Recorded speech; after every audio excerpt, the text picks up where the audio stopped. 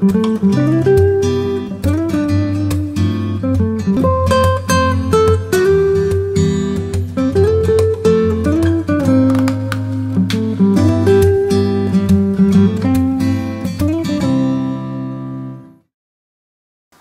and welcome to Birds with Bottle. We've got a thing about wine. And we want you to have a thing about wine too. Now it's May and we are well into spring and everything's coming up rosés. What Mel means is that the shops now are full of rosé wines, and not surprisingly because they are so popular. And don't they look pretty? They absolutely do, but some of them are pretty pointless and have little taste. Yeah, but we have managed to find some that are really pretty tasty. Yeah, so if you think you don't like rosé, have a go at these because we might persuade you. And so we'll get straight on to the first wine. Right, we've got a Provence Rosé. It's from Majestic. It's normally $9.99 a bottle, but on offer if you do multi-buy at $8.99 till, is it end of August? End of August, yeah.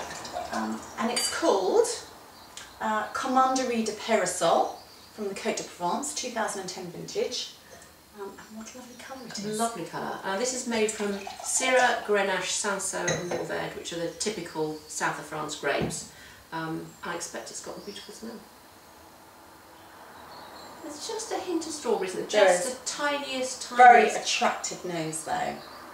Very quite delicate. It shouts of the south of France, it does, doesn't it? And I first fell in love with Provence Rosé going to stay with my friend down there. And you know, you're sitting outside, the weather's hot, glass of this, frosting on the glass because it's so cold. Delicious. Yeah. Absolutely perfect and goes with the food. And sometimes in the evening, when you know, after a hard day on the beach, with a slight whiff of after sun on the air, possibly slightly pink shoulders. A really chill bottle of this with some olives and other delicious and yummy bits. Oh. It's just the end of the day and it feels... It's a moment, isn't it? It's a moment. And these wines, you really chill, can't you? You don't have to worry about over-chilling them. Yeah, it's not like the more sort of complex styles that lose flavour from chilling. There isn't much complexity to rosé, is there? But this is a grown-up wine, isn't it? This is a grown-up wine and the flavour lasts really well. It's a great little number. And it looks so beautiful. Yeah, there's the flavour. Lovely. More strawberry on the palate, but delicate. It's fresh. It's very dry. It's a very dry sort of strawberry, isn't it? It's not fruity, not Zinfandel type of style. No, quite elegant, really. Love it. Perfect. I need to book my air ticket right now. Yeah. So our second wine is the Storks Tower Rosé 2010. From Spain. This is made from Tempranillo and Shiraz. Yeah, it's a Vino de la Tierra from Castilla y León, if I can say it. And that's Van de Pay to you and me. Yeah. Oh, God, lovely. Now this is $6.99 in Tesco and $5.56 in Boots, but it's not there until the middle of the month, I'm afraid. So middle of May.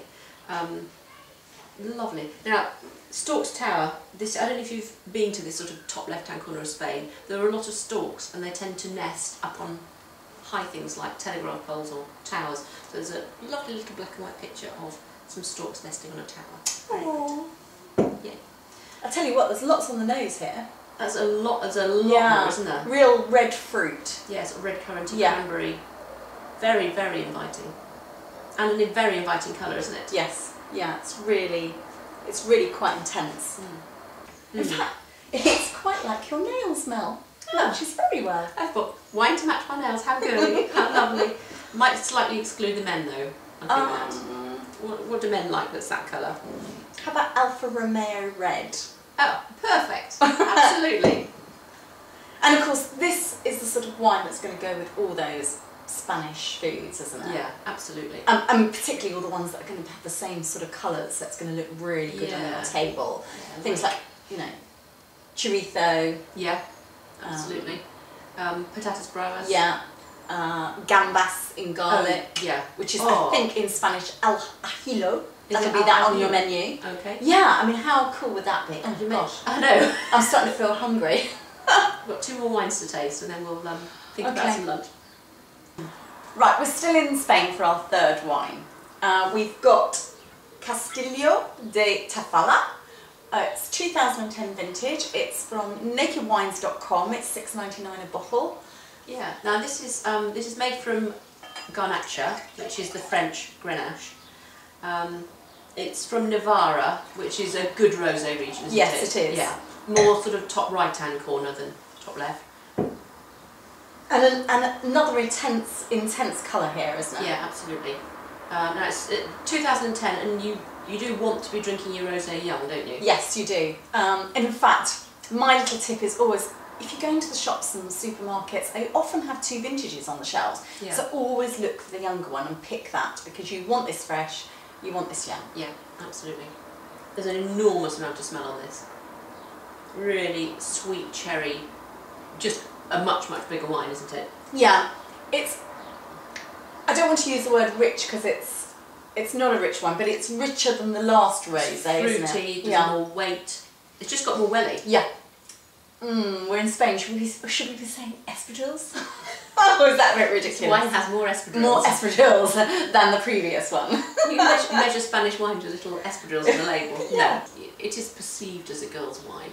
And I was wondering if Spanish men are a bit more macho than English men, and therefore they're more in touch with them, not in touch with themselves clearly, but more in touch with their sort of their confidence. Well, I bet they wouldn't be afraid to drink a glass of this. No.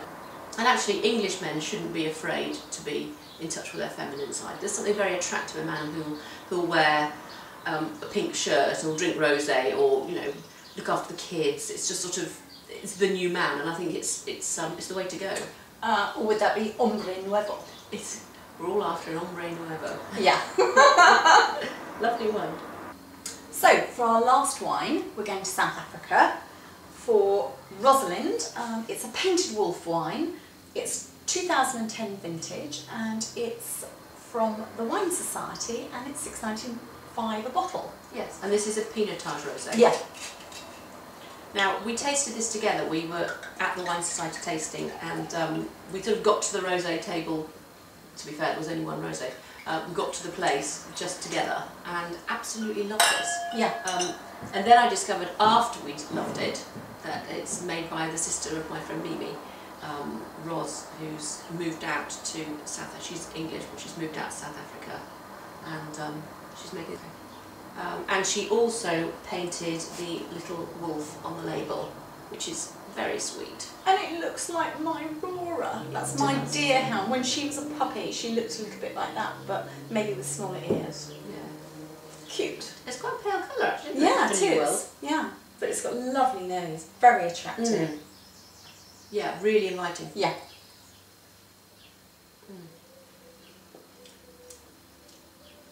And that is a really full flavoured wine, isn't it? Absolutely. But it's not fruity and sweet. No. But there's a lot, there's mouth-watering acidity. Oh, really, yes. Absolutely really delicious. Tasty wine. Sort of some sort of red fruit, a bit of strawberry. Now this is dry farmed. In Europe you're barely allowed to irrigate vineyards because irrigation can dilute the juice in the grape and therefore the flavour. But in what we call the New World, so the rest of the world, they're allowed to irrigate. And that's fine, and it gives you control over drought, and that's excellent. But there is a slight risk that they over-irrigate, and therefore you get these dilute wines. But this is dry farmed, which means no irrigation, and it's intense flavour in there, isn't there? You can taste that in the wine. Absolutely. And it's going to be a really food-friendly wine too, isn't it? Yeah. It's going to go with. Actually, I'm imagining all those South African braais, their barbecues, so all that sort of South African food is fantastic. Yeah, so outdoor eating, outdoor living, yeah. salads and stuff just thrown on the barbecue, fish, serious meat. Yes, yeah, simply prepared meat. Oh, yeah. Fantastic! Delicious. Now, it's nearly lunchtime, and we have spent most of the morning talking about food, so we're starving. So we're going to go and have some lunch, and we'll see you next week. Bye. Bye.